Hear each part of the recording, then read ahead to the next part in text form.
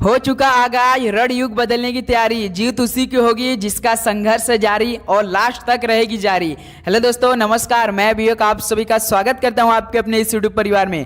तो आप सब कैसे हैं? उम्मीद करता हूं आप सब अच्छे होंगे, स्वस्थ होंगे और अपने एसएससी एमटीएस हवलदार एग्जाम की तैयारी काफ़ी अच्छे से कर रहे होंगे। तो दोस्तों, जैसा कि हम लोग लगातार शाम को 7 PM पे एसएससी एमटीएस जिस टॉपिक से 110% सवाल पूछता है उस टॉपिक को डेली का डेली हम लोग कवर कर रहे हैं। तो दोस्तों, आज की सेशन में हम लोग साइंस के टॉपिक को कवर करने वाले हैं। देख रहे हैं काफ़ी स्टूडेंट साइंस को मतलब नज़रअंदाज कर दे रहे हैं। तो दोस्तों, केवल हमारा जीके इंग्लिश तो मेन है, जीके में हम लोग केवल इतिहास, भूगोल या आपका स्टैटिक जीके करने से हमारा एग्जाम क्रैक नहीं हो जाएगा दोस्तों, क्योंकि साइंस के भी महत्वपूर्ण प्रश्न पढ़ना पड़ेगा हमें। तो दोस्तों, आज की सेशन में जैसा प्रश्न आपके परीक्षा में एसएससी एमटीएस जिस टॉपिक से पूछता है ना, जैसे कि बायोकेमिस्ट्री, फिजिक्स यानी जीव विज्ञान, भौतिक, आपका रसायन, उस टॉपिक के साथ ही हम लोग 60 प्रश्न करने वाले हैं और वही प्रश्न करने वाले हैं जो कि आपके परीक्षा में मोस्ट एक्सपेक्टेड रहेगा।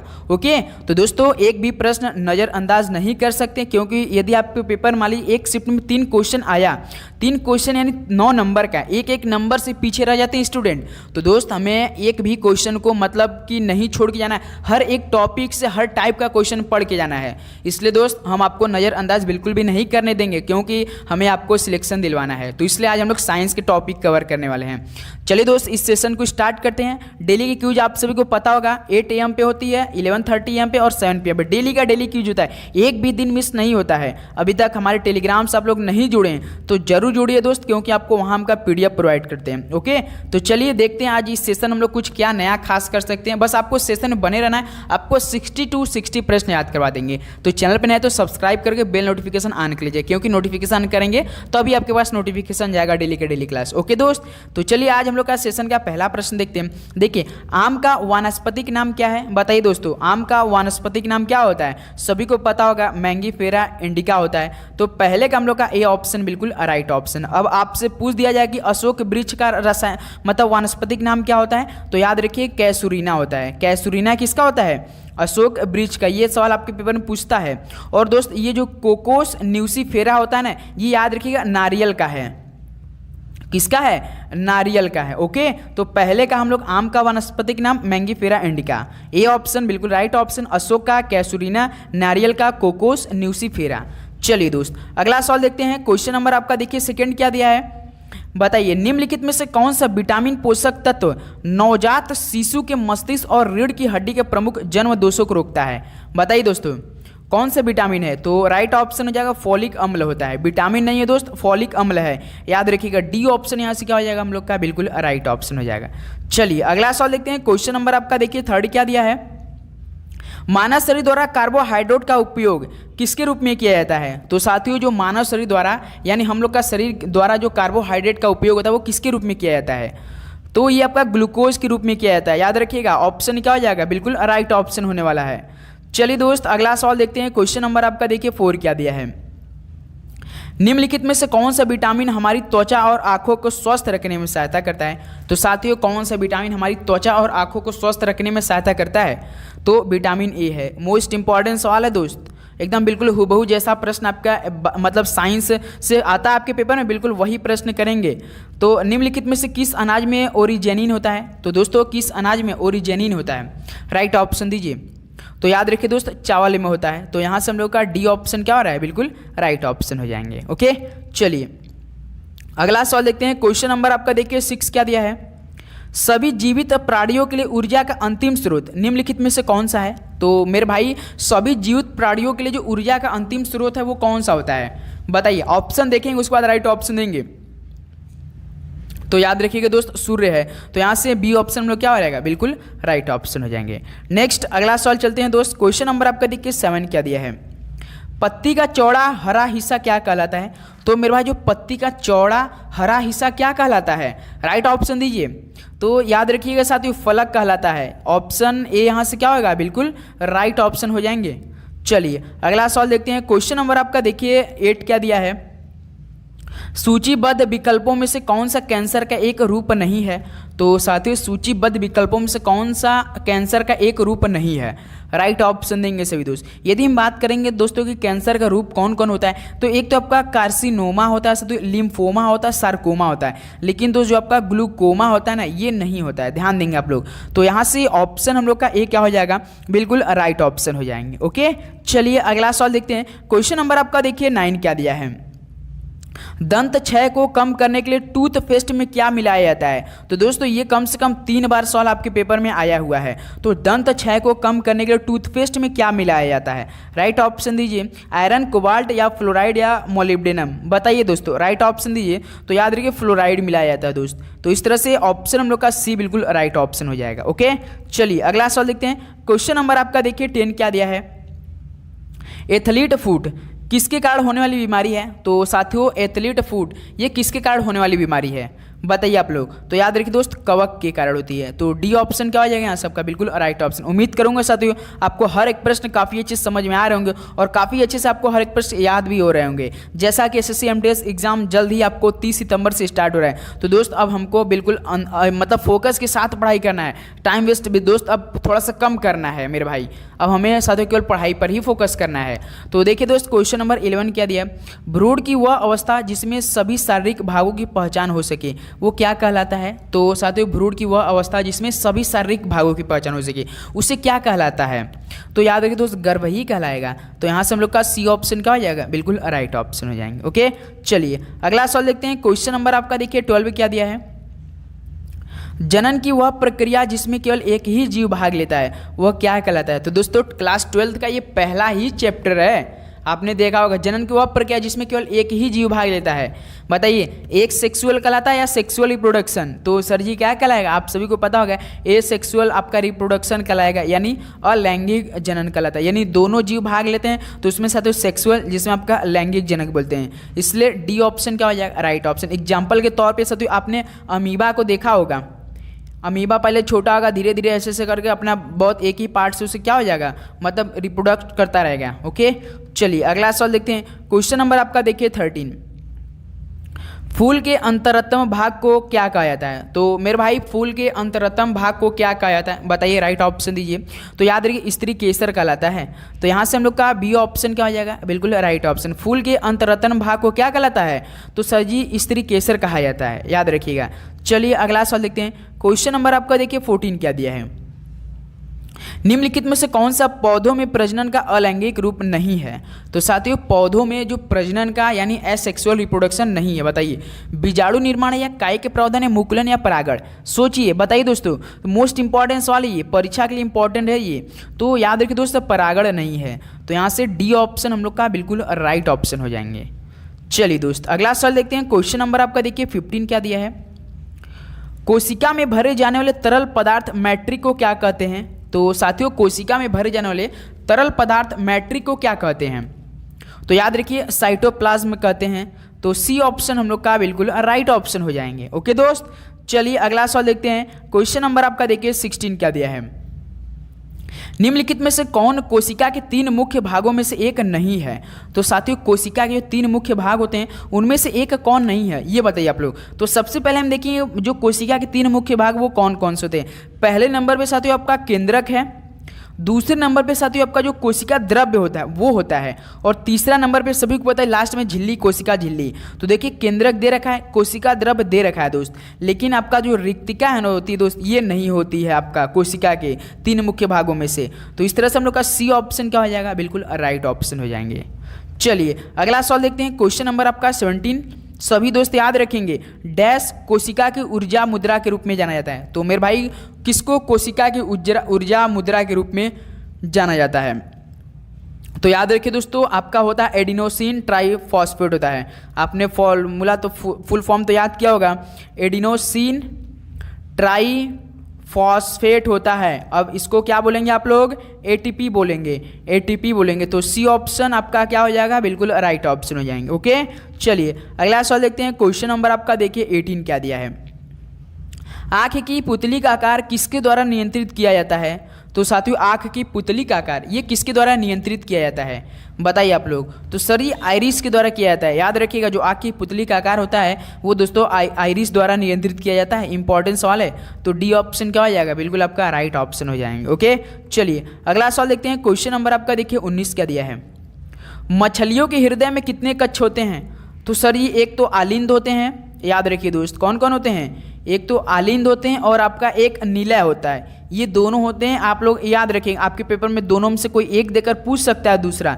तो इसलिए मछलियों के हृदय में 2 कक्ष होते हैं, एक तो आलिंद और निलय होते हैं। तो सी ऑप्शन आपका बिल्कुल राइट ऑप्शन हो जाएंगे। नेक्स्ट अगला सवाल देखते हैं साथियों। क्वेश्चन नंबर आपका 20। जिस भी सवाल को आपको दोस्तों सही जवाब आ रहा है प्लीज़ आप हमें कमेंट बॉक्स में जवाब देते चलेंगे, क्योंकि टारगेट आपको दिया गया 60 में से कम 50 प्रश्न आपका सही होना चाहिए। देखिए क्वेश्चन नंबर 20 क्या दिया, गुर्दे की संरचनात्मक और कार्यात्मक इकाई क्या है? तो सर जी सभी को पता है गुर्दे का जो आपका संरचनात्मक और कार्यात्मक क्या होती है, नेफ्रॉन होती है। तो डी ऑप्शन क्या हो जाएगा यहाँ से आपका बिल्कुल राइट ऑप्शन हो जाएंगे। चलिए दोस्त अगला सवाल देखिए। क्वेश्चन नंबर और 21 बताइए। उत्सर्जन के लिए शुंडहत ग्रंथि यानी आपका प्रोबोसिस ग्लैंड फाइलम में मौजूद होती है। बताइए दोस्तों उत्सर्जन के लिए जो शुंड ग्रंथि होती है दोस्तों फाइलम ये किस में मौजूद होती है? तो दोस्तों आपका हेमिकॉर्डेटा मौजूद होता है, याद रखिएगा हेमिकॉर्डेटा में। तो डी ऑप्शन हेमिकॉर्डेटा बिल्कुल राइट ऑप्शन हो जाएंगे। चलिए अगला सवाल देखते हैं। क्वेश्चन नंबर आपका देखिए 22 क्या दिया है। कीड़ों में गैस विनिमय के लिए वायु नलिकाओं का नेटवर्क क्या है? तो मेरे भाई कीड़ों में गैस विनिमय के लिए वायु नलिकाओं का नेटवर्क क्या है? तो याद रखिएगा ट्रैकिया है, ट्रैकिया है। ऑप्शन सी बिल्कुल राइट हो जाएगा आप सभी का। चलिए अगला सवाल देखते हैं। क्वेश्चन नंबर आपका 23 क्या दिया है। यकृत ग्रंथि स्रावित करती है जो पित्ताशय नामक एक थैली में संग्रहित होती है। देखिए दोस्तों जो इसको सिलेक्शन लेना है डेली का डेली क्लास वही ज्वाइन करता है क्लास, और वही डेली साथियों क्लास पे टिकता है। जिसको सिलेक्शन नहीं लेता है वो इधर उधर करेगा मेरे भाई, उसका देखिए नहीं सिलेक्शन हो पाएगा। मैं आपको झूठा दिलासा नहीं दिला सकता कि आप थोड़ा सा पढ़ेंगे तो आपका हो जाएगा। MTS की बात है, 57 लाख भाइयों की बात है इसमें, तो आप समझ सकते हैं कंपटीशन कितना तगड़ा है। अगर आपको साथियों इन 2024 में बेरोजगारी को रोजगारी में बदलना है तो थोड़ा सा तो मेहनत करना पड़ेगा मेरे भाई। आपको हर एक प्रश्न काफ़ी अच्छे से पढ़ के जाना है, तभी वही सिलेक्शन भगवान भी ऊपर साथ देता है जो मतलब कि हर परिस्थिति में अपने आप को ढाल सके और पढ़ाई कर सके। याद रखिएगा आप लोग दोस्तों, तभी आपका सिलेक्शन होगा मेरे भाई। तो याद रखिए यकृत ग्रंथि आपका पित्त क्या रस स्रावित करती है, पित्त रस स्रावित करती है, जो कि साथियों जो पित्ताशय नामक एक थैली में होता है ना उसमें संग्रहित होती है। डी ऑप्शन क्या हो जाएगा, राइट हो जाएगा। चलिए अगला सवाल देखते हैं। क्वेश्चन नंबर आपका देखिए 24 क्या दिया है। कोशिका के उस प्रकार की पहचान करें जो लंबी और शाखित है। बताइए सती कोशिका के उस प्रकार की आपको पहचान करना जो लंबी और शाखित होती है। तो याद रखिए दोस्त तंत्रिका कोशिका होती है। ऑप्शन ए यहाँ से आपका बिल्कुल राइट ऑप्शन हो जाएगा। नेक्स्ट अगला सवाल देखते हैं दोस्त। क्वेश्चन नंबर आपका देखिए 25 क्या दिया है। निम्नलिखित में से कौन एक सपाट अस्थि है? तो साथियों बताइए सपाट अस्थि है। याद रखिए एक 12 जोड़ी हड्डी का एक समृद्ध है, वो 12 जोड़ी का हड्डी का, तो इनमें से कौन सा ऐसा है? तो पसलिया है, याद रखिएगा। डी ऑप्शन क्या हो जाएगा यहाँ से आपका बिल्कुल राइट हो जाएगा। चलिए अगला सवाल देखते हैं। क्वेश्चन नंबर आपका देखिए 26 क्या दिया है। अपक्षय की प्रक्रिया के दौरान सर्वाधिक अस्थायी खनिज कौन सा है? बताइए। तो याद रखिएगा क्वार्टज है, तो यहाँ से ये ऑप्शन हम लोग का बिल्कुल राइट हो जाएगा। नेक्स्ट अगला सवाल देखते हैं दोस्त। क्वेश्चन नंबर आपका देखिए 27 क्या दिया है। निम्नलिखित में से कौन सी मिश्र धातु सोने और चांदी का मिश्रण है? तो मेरे भाई इनमें से कौन सी मिश्र धातु सोने और चांदी का मिश्रण है, बताइए आप लोग। तो सर जी इलेक्ट्रम है, याद रखिएगा इलेक्ट्रम है। डायरेक्ट हुबहू ऐसे ही प्रश्न आएंगे, ऑप्शन भी बिल्कुल भी बदलाव नहीं होंगे और आपका क्वेश्चन में भी बदलाव नहीं है यदि आपका ये प्रश्न आया, जितने भी हम कराएंगे। ओके दोस्त चलिए अगला सवाल देखते हैं। क्वेश्चन नंबर आपका देखिए 28 क्या दिया है। कौन सा अम्ल अमाशय में प्रवेश करने वाले जीवाणुओं को नष्ट कर देता है? तो दोस्त कौन सा अम्ल अमाशय में प्रवेश करने वाले जीवाणुओं को नष्ट कर देता है? तो याद रखिए हाइड्रोक्लोरिक अम्ल, यानी दोस्त HCl कर देता है। तो बी ऑप्शन यहाँ से क्या हो जाएगा हम लोग का बिल्कुल राइट हो जाएगा। ओके चलिए अगला सवाल देखते हैं। क्वेश्चन नंबर आपका देखिए 29 क्या दिया है।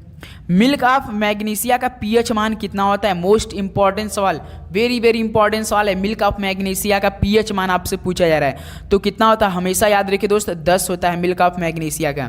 तो यहाँ से ऑप्शन सी दे रखा है मेरे भाई। ओके चलिए दोस्त अगला सवाल देखते हैं। क्वेश्चन नंबर आपका देखिए 30 क्या दिया है। पालक में निम्न में से कौन सा अम्ल पाया जाता है? तो बताइए दोस्तों, कौन सा अम्ल पालक में पाया जाता है? तो सर जी कौन सा होता है? C2H2O4 होता है। तो इसका कौन सा अम्ल है? ये ऑक्जेलिक अम्ल है। तो डी ऑप्शन बिल्कुल राइट ऑप्शन। फॉर्मूला याद रखिए, C2H2O4 होता है। ओके, चलिए अगला सवाल बताइए। क्वेश्चन नंबर आपका देखिए 31 क्या दिया है। देखिए दोस्त, डैश एल्युमिनियम की एक मोटी ऑक्साइड परत बनाने की प्रक्रिया है। एल्युमिनियम की एक मोटी ऑक्साइड परत बनाने की प्रक्रिया है। क्या है वो प्रक्रिया? तो दोस्तों याद रखिए एनोडीकरण है। एनोडीकरण, डी ऑप्शन बिल्कुल राइट ऑप्शन हो जाएंगे। ओके, चलिए अगला सवाल देखते हैं। क्वेश्चन नंबर आपका 32 देखिए। ट्राइब्रोमोएथेन किस ब्रोमिनेटेड कार्बनिक विलायक का एक पर्याय है? तो सर जी ट्राइब्रोमोएथेन किस ब्रोमिनेटेड कार्बनिक विलायक का एक पर्याय है? बताइए दोस्तों, राइट ऑप्शन दीजिए। एक प्रकार का दोस्तों ये रंगहीन द्रव है जो कि मीठी गंध भी होती है। याद रखिए रंगहीन होता है दोस्त, रंगहीन होता है और उसके बाद दोस्त एक प्रकार का मीठी गंध होती है ये। तो वो कौन सा हो जाएगा? तो सर जी ये आपका हो जाएगा ब्रोमोफॉर्म होता है। ऑप्शन ए ब्रोमोफॉर्म बिल्कुल आपका राइट ऑप्शन हो जाएगा। चलिए साथियों अगला बताइए। क्वेश्चन नंबर आपका देखिए 33 क्या दिया है। निम्नलिखित में से कौन सा कार्बनिक यौगिकों के परिवार से संबंधित नहीं है? तो साथियों इनमें से कौन सा कार्बनिक यौगिक के परिवार से संबंधित नहीं है? बताइए आप लोग, राइट ऑप्शन तुरंत फटाफट दीजिए। तो सर जी आपको पता होगा अमोनिया है। आपका अमोनिया जो होता है साथियों N और H एक प्रकार क्या अकार्बनिक होता है। अमोनिया का NH3 होता है, आप सभी को पता होगा दोस्तों। जो आपका नाइट्रोजन और हाइड्रोजन होते हैं एक प्रकार के दोस्त, ये क्या होते हैं? अकार्बनिक यौगिक होते हैं। ध्यान दीजिएगा, मोस्ट इंपॉर्टेंट सवाल, अकार्बनिक यौगिक होते हैं। ओके दोस्त, तो कार्बनिक यौगिक आपका फ्यूरॉन, डेकॉन, नोनेन होते हैं। उस तरह सी ऑप्शन हम लोग का अमोनिया आपका अकार्बनिक। ओके, चलिए अगला सवाल देखते हैं दोस्त। क्वेश्चन नंबर आपका 34 देखिए। उस तत्व की पहचान कीजिए जिसका परमाणु क्रमांक 7 है। चलिए मेरे भाई अब बताइए आप लोग, राइट ऑप्शन दीजिए। क्या हो जाएगा आप सभी का? किस तत्व की पहचान कीजिए कि उसका परमाणु जो क्रमांक के 7 है? तो सर जी नाइट्रोजन का होता है। तो इस तरह से बी ऑप्शन क्या हो जाएगा आपका? बिल्कुल राइट ऑप्शन। आप सभी को दोस्तों याद रखना है, जैसे कि मान लीजिए हम कैल्शियम से पूछ दें तो कैल्शियम का 20 होता है। क्लोरीन का आपका कितना होता है सर जी? 17 होता है, सॉरी। ऑक्सीजन का आपका 8 होता है ना। ऑक्सीजन का 8 होता है, क्लोरीन का 17 होता है, कैल्शियम का 20। और दोस्तों आपको कुछ इंपॉर्टेंट मतलब हम लिख रहे हैं उसको याद करना है क्योंकि आपके पेपर में कन्फर्म ही आएगा। जैसे ये सिलिकॉन का कितना होता है? सिलिकॉन का आप लोग 14 याद कर लीजिएगा। और दोस्तों आपका फास्फोरस का कितना होता है? 15। और आपको मतलब 2-4 ऐसा है, जैसे कि एक पूछता है सल्फर का भी पूछ देता है, तो सल्फर का आपका 16 होता है मेरे भाई। और उसके बाद ऑर्गन का भी आपका 18 होता है। इंपॉर्टेंट है, कंफर्म यदि आया। और आप एक पूछता है पोटेशियम का, जिसे आप लोग के से डिनोट करते हैं, 19 होता है। मोस्ट इंपॉर्टेंट सवाल। और एक याद कर लीजिए स्कैंडियम का, और स्कैंडियम कितना होता है? स्कैंडियम होता है आपका 21 होता है। याद रखिए, इतना स्क्रीनशॉट आप लोग तुरंत ले लीजिए क्योंकि मोस्ट इंपॉर्टेंट है। अगर आपका परमाणु क्रमांक आए तो यहीं से आएगा क्योंकि बार बार रिपीटेड सवाल हैं। एक टाइटेनियम के भी याद कर लीजिए। मान लीजिए टाइटेनियम का हम यहाँ लिख दे रहे हैं बगल में। टाइटेनियम का कितना होता है? 22 होता है। टाइटेनियम का 22 होता है। तो इतना आपको याद कर लेना है परीक्षा की दृष्टि से। ओके मेरे भाई, चलिए अगला सवाल देखते हैं। क्वेश्चन नंबर आपका 35 देखिए। 5वें आवर्त से अंतिम तत्व की पहचान करें। तो साथियों 5वें आवर्त से अंतिम तत्व की पहचान कीजिए। तो कौन सी हो जाएगी साथियों? तो याद रखिए जेनॉन होती है। तो यहाँ से डी ऑप्शन में क्या हो जाएगा? बिल्कुल राइट ऑप्शन हो जाएंगे। ओके, चलिए अगला सवाल देखते हैं। क्वेश्चन नंबर आपका देखिए 36 क्या दिया है। निम्नलिखित में से कौन से विज्ञान के आवर्त सारणी का एक उत्कृष्ट नोबल रासायनिक तत्व है? नोबल गैस किसे बोलते हैं दोस्तों? बताइए सभी, देखिए राइट ऑप्शन दीजिए। इनमें से कौन सा हो जाएगा? तो हीलियम हो जाएगा। हे नानी आराम कर जिंदा रहेगी। हे नानी आराम कर जिंदा रहेगी। तो यहाँ से हम लोग का बी ऑप्शन राइट हो जाएगा। चलिए अगला सवाल देखते हैं। Question number 37। जैसे हमने क्लास 12th में रहते थे दोस्तों, हम लोग काफ़ी अच्छा आलू बैगा इन थैली, मतलब काफ़ी अच्छे से हम लोग इसका मतलब बना के याद करते थे। ओके दोस्तों, देखिए ओ सा सी टे टो पो होता है ना, वही उसको भी हम लोग देखिए। Question number 37। वह न्यूनतम ताप जिस पर कोई पदार्थ जलने लगता है उस पदार्थ को क्या कहलाता है? तो साथियों वह न्यूनतम ताप आपको बताना है जिस पर कोई पदार्थ जलने लगता है उस पदार्थ को क्या कहलाता है? तो याद रखिए दोस्तों ज्वलन ताप कहलाता है। तो यहाँ से ऑप्शन हम लोग का सी बिल्कुल राइट हो जाएगा। ओके, चलिए अगला सवाल देखते हैं। क्वेश्चन नंबर आपका देखिए 38 क्या दिया है। प्रावस्था संक्रमण की कौन सी प्रक्रिया निक्षेपण के विपरीत है? तो साथियों प्रावस्था संक्रमण की कौन सी प्रक्रिया निक्षेपण के विपरीत है, बताइए आप लोग। तो यार देखिए ऊर्ध्वापतन है दोस्तों, ऊर्ध्वपातन है। ऑप्शन ए यहाँ से आपका बिल्कुल राइट ऑप्शन होने वाला है। चलिए दोस्त अगला सवाल देखते हैं। क्वेश्चन नंबर आपका देखिए 13 आप सभी से रिक्वेस्ट कि जितने भाई आ रहे हैं चैनल पे तो सब्सक्राइब करके बेल नोटिफिकेशन ऑन कर लेंगे मेरे भाई, क्योंकि डेली के डेली आपको तभी मिलेगा क्लास जब कि आप नोटिफिकेशन ऑन कर लेंगे तभी मेरे भाई। तो लाइक सब्सक्राइब जरूर कीजिएगा। निम्नलिखित में से कौन सा कोलाइड फॉर्म का एक उदाहरण है? तो कोलाइड फॉर्म का उदाहरण बताइए इनमें से कौन है? तो स्पंज है साथियों। स्पंज किसका उदाहरण है? तो कोलाइड फॉर्म का है। ऑप्शन ए बिल्कुल राइट ऑप्शन हो जाएंगे। ओके चलिए अगला सवाल देखते हैं। क्वेश्चन नंबर आपका देखिए 40 क्या दिया है? जल की कठोरता को किसमें व्यक्त किया जाता है? जल की कठोरता तो ये तो सभी को पता होगा, पीपीएम में किया जाता है। मोस्ट इंपॉर्टेंट सवाल पीपीएम, सी ऑप्शन देखिए बिल्कुल राइट हो जाएगा।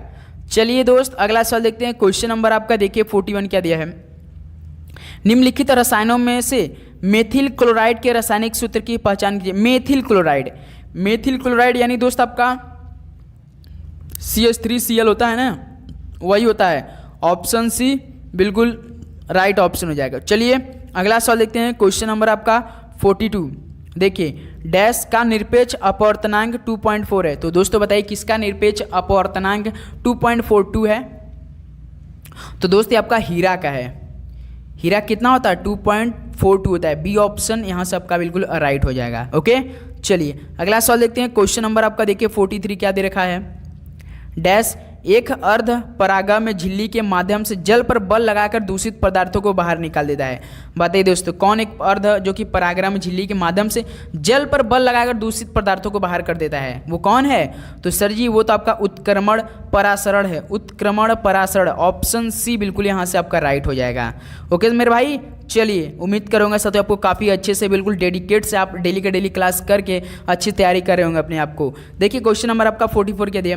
आप चुंबकीय क्षेत्र को कब अधिक प्रबल पाएंगे? बताइए दोस्तों आप चुंबकीय क्षेत्र को कब अधिक प्रबल पाएंगे, किस टाइम पाएंगे? दोस्तों याद रखिए जब आपका क्षेत्र की रेखा होती है मेरे भाई, जब एरिया की जो रेखा होती है ना वो सघन होती तभी आप पाएंगे। सघन देखिए ऑप्शन ए में दे रखा है, जब क्षेत्र की रेखाएं सघन होती है तभी आप साथियों सबसे अधिक चुंबकीय क्षेत्र को प्रबल पाएंगे।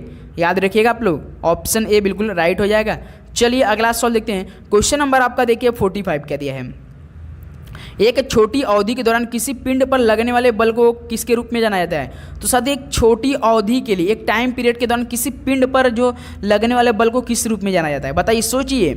तो सर जी आवेग, याद रखिएगा आवेग के रूप में जाना जाता है। ऑप्शन ए यहाँ से आवेग आपका बिल्कुल राइट ऑप्शन हो जाएगा। ओके चलिए अगला सवाल देखते हैं। क्वेश्चन नंबर आपका देखिए 46 क्या दिया है? घर्षण कम करने वाले पदार्थों को क्या कहते हैं? तो यदि घर्षण है साथियों फ्रिक्शन ज़्यादा है तो यदि उसको फ्रिक्शन को कम करना है तो हम लोग किस पदार्थ का उपयोग करते हैं? सभी को पता होगा दोस्तों स्नेहक का उपयोग करते हैं। दोस्तों स्नेहक हो जाएगा आपका डी ऑप्शन क्या हो जाएगा? स्नेहक जैसे आपका मतलब जो लुब्रिकेंट ऑयल होती है ना, मतलब गाड़ियों में लग जाता है तो काफ़ी घर्षण होती है तो तेल ओल देते हैं ना, उसी को बोलते हैं दोस्त। डी ऑप्शन यहाँ से आप सभी का राइट ऑप्शन हो जाएगा। नेक्स्ट अगला सवाल देखते हैं। क्वेश्चन नंबर आपका देखिए 47 क्या दिया? निम्नलिखित में से कौन सा एक असंपर्क बल नहीं है? तो मेरे भाई इनमें से कौन एक असंपर्क बल नहीं है? बताइए। तो असंपर्क फ्रिक्शन है, ये फ्रिक्शन नहीं है दोस्तों, असंपर्क ये संपर्कीय बल है। तो सी ऑप्शन बिल्कुल राइट हो जाएगा। चलिए अगला सवाल देखते हैं। क्वेश्चन नंबर आपका देखिए 48 क्या दिया है? निम्नलिखित में से किसे ग्रह की गति के 3 नियमों का प्रतिपादन करने का श्रेय दिया जाता है? तो साथियों किसे ग्रह की गति के 3 नियमों का प्रतिपादन करने का श्रेय दिया जाता है? तो राइट ऑप्शन दीजिए आप लोग। चलिए दोस्त ये सवाल आप सभी लोगों के लिए होमवर्क में रहने वाला है। आप सभी दोस्त इस सवाल का राइट ऑप्शन हमें कमेंट देंगे, या तो ऑप्शन सी होगा या तो ऑप्शन डी होगा। ओके कि कौन ग्रह के जो 3 नियम थे उसको प्रतिपादन करने का श्रेय दिया जाता है, आपको बताना है उनका राइट ऑप्शन। चलिए बताइए आप लोग। चलिए दोस्त अगला सवाल देखते हैं। क्वेश्चन नंबर आपका देखिए 49 क्या दिया? प्रकाश विद्युत प्रभाव प्रकाश की किस प्रकृति को दर्शाता है? तो साथियों प्रकाश विद्युत प्रभाव प्रकाश की किस प्रकृति को दर्शाता है?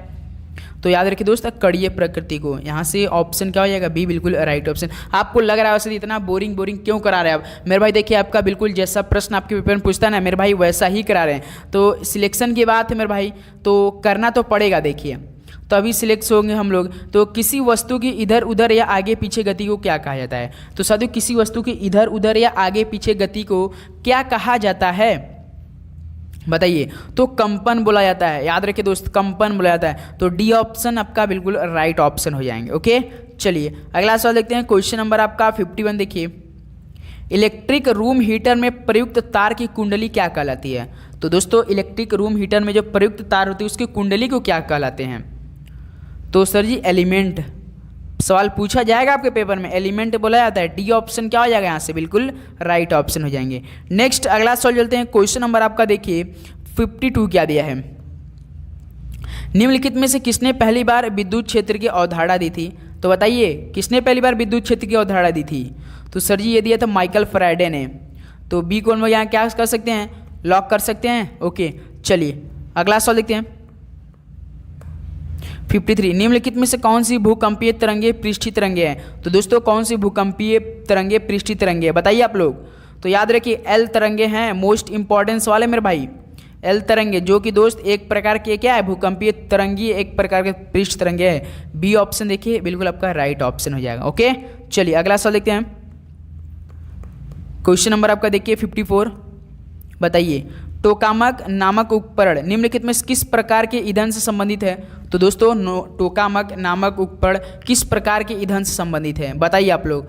राइट ऑप्शन देने का प्रयास करेंगे, परमाणु है दोस्त। डी को हम लोग यहाँ कर सकते हैं, लॉक कर सकते हैं, बिल्कुल सर जी। चलिए दोस्त अगला सवाल देखते हैं। क्वेश्चन नंबर आपका 55 देखिए क्या दिया है, निम्नलिखित में से कौन सा गलत मिलान है? इनमें से दोस्तों कौन सा गलत मिलान है आपको वही बताना है। बल का तो न्यूटन बिल्कुल राइट है, दाब का दोस्तों पास्कल होता है, बताइए क्या, बिल्कुल सही है सर जी। किया गया कार्य का जूल होता है, बिल्कुल। आयतन का लेकिन दोस्त क्या होता है, आयतन का आपको सोचना पड़ेगा, क्या होता है सर जी? तो घन मीटर होता है, ना कि केवल मीटर होता है, घन मीटर होता है। तो इस तरह से डी ऑप्शन हम लोग का आयतन होगा बिल्कुल राइट ऑप्शन, जो कि गलत मिलान है। क्या हो जाएगा राइट, आयतन यदि घन मीटर रहता तो बिल्कुल राइट रहता, केवल मीटर नहीं होता है, ध्यान देंगे। ओके, चलिए अगला सवाल देखते हैं। क्वेश्चन नंबर आपका 56 देखिए क्या दिया है, विंड वेन यंत्र निर्धारित करता है। तो दोस्तों जो विंड वेन है ये यंत्र एक प्रकार क्या निर्धारित करता है?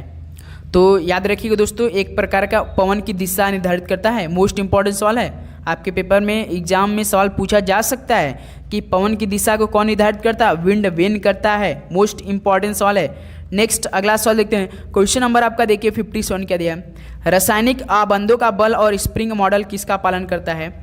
तो बताएं आप लोग, रासायनिक आबंधों का बल और स्प्रिंग मॉडल किसका पालन करता है? तो सर जी हुक का जो नियम था, मोस्ट इंपॉर्टेंट सवाल है, ऑप्शन ए हुक का नियम, बिल्कुल यहाँ से आप सभी का राइट ऑप्शन होने वाला है। चलिए दोस्त अगला सवाल देखते हैं। क्वेश्चन नंबर आपका देखिए 58 क्या दिया है, हमारे ब्रह्मांड में कौन सा तत्व सर्वाधिक प्रचुरता में पाया जाता है? बताइए, काफ़ी दोस्त सबसे साधारण तत्व होने के कारण ये पाया जाता है। मुझे पता है काफ़ी दोस्त तुरंत नाइट्रोजन पे, पहला उनका दिमाग सोच विचार नाइट्रोजन पे ही गया होगा ऑप्शन देखकर। मेरे भाई ऐसा नहीं, हाइड्रोजन है, याद रखिए हमारे ब्रह्मांड की बात हो रही है। ऑप्शन सी बिल्कुल राइट ऑप्शन है, इसलिए पाया जाता है क्योंकि दोस्त सबसे साधारण तत्व होने के कारण ये पाया जाता है पूरे ब्रह्मांड में, जो साथियों सर्वाधिक प्रचुरता पाया जाता है हाइड्रोजन। तो इस तरह से हम लोग का सी बिल्कुल राइट हो जाएगा। ओके, चलिए अगला सवाल देखते हैं। क्वेश्चन नंबर आपका 59 देखिए, उस अनुप्रयोग की पहचान करें जिसमें सौर सेल का उपयोग नहीं किया जाता है। तो साथियों आपको उस अनुप्रयोग की पहचान करना है जिसमें सौर सेल का उपयोग नहीं होता है। बताइए, देखिए रेडियो में होता है, अंतरिक्ष शोध यान में भी होता है, कृत्रिम उपग्रह में होता है, लेकिन दोस्त लिफ्ट प्रणाली में तो नहीं होता है। क्या आपने लिफ्ट प्रणाली में दिया है सौर सेल का उपयोग? बिल्कुल नहीं देखा होगा। तो सी ऑप्शन क्या हो जाएगा, बिल्कुल राइट ऑप्शन हो जाएंगे। ओके, चलिए लिफ्ट प्रणाली। अगला सवाल बताइए। क्वेश्चन नंबर आपका देखिए 60 क्या दिया है, प्रकाश की तरंगदैर्घ्य मापने की इकाई क्या है? तो सर जी एंगस्ट्रम बराबर कितना होता है, 1 एंगस्ट्रम बराबर 10⁻⁻10 मीटर, या तो दोस्त आपका 0.1 नैनोमीटर भी इसी को बोला जाता है।